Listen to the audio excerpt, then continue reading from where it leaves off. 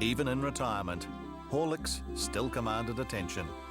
These pictures were taken 20 years after Horlicks recorded one of the great wins by a New Zealand-bred horse.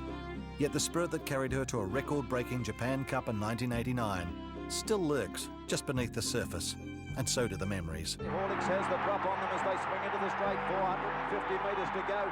A huge roar from the crowd as Auguri Cap comes into it quickly. They race to the 400 now. Horlicks is coming alongside. The road to glory for Horlicks started in Hawke's Bay with breeder and owner Graham de Gruchy. He took out a loan to purchase her dam Malt, beautifully bred but never raced. She went to 3 legs at the nearby Okawa stud, and the rangy Horlicks eventually made her home back at Netherby. Horlicks was sent to the champion O'Sullivans, who weren't impressed initially as she proved to be a lazy worker. But 4 wins from 8 starts in her 3-year-old season changed their minds as Horlicks revealed a fierce determination to win on race day. The champion started to emerge as a 4-year-old in 1988 when Horlicks beat Bone Crusher to claim her first Group 1. That was in the TVNZ Stakes with Noel Harris in the saddle as regular rider Lance O'Sullivan was injured. A second Group 1 just eluded Horlicks later in the year when she finished second to Poetic Prince in the Cox Plate with Bone Crusher third.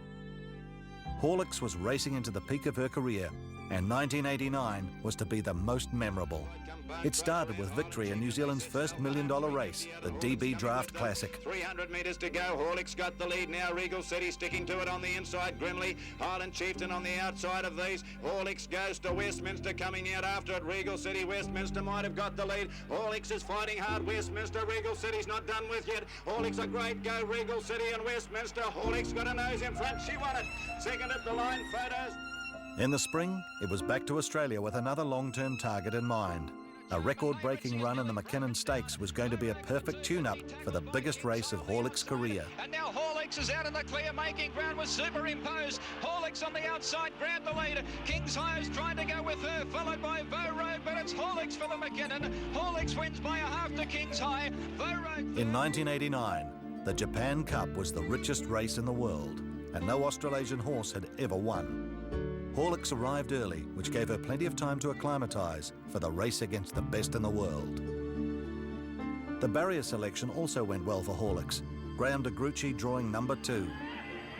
Horlicks had shown a strong will to win in her 13 previous victories, never being headed when leading the field, and that was going to be important in the closing stages of the Japan Cup. With 250 metres to go, Horlicks the inside of Auguri Cap. 200 to go, Horlicks just shading Auguri Cap, which is coming on strongly. O'Sullivan getting desperate on Horlicks on the inside. Auguri Cap trying to peg it back, going to the post. Horlicks is going to hang on. Horlicks, the Kiwis, get the money from Auguri Cap, about ahead in it. Third at the line was Pay the Buck. It was a courageous win. The world record of 2:22.2 would take years to be beaten. It was a testament to the skill of the whole racing team. But just as importantly, being the first Australasian horse to win the Japan Cup helped focus world attention on the New Zealand racing industry. An indication of the impact of Horlicks' success came in the New Zealand Herald. It's rare that tributes to racehorses feature on the editorial page of the country's biggest newspaper. Further acknowledgement of Horlicks' popularity came after retirement, when she was one of a handful of thoroughbred champions to be honoured with their own New Zealand Post stamps. That was further down the track.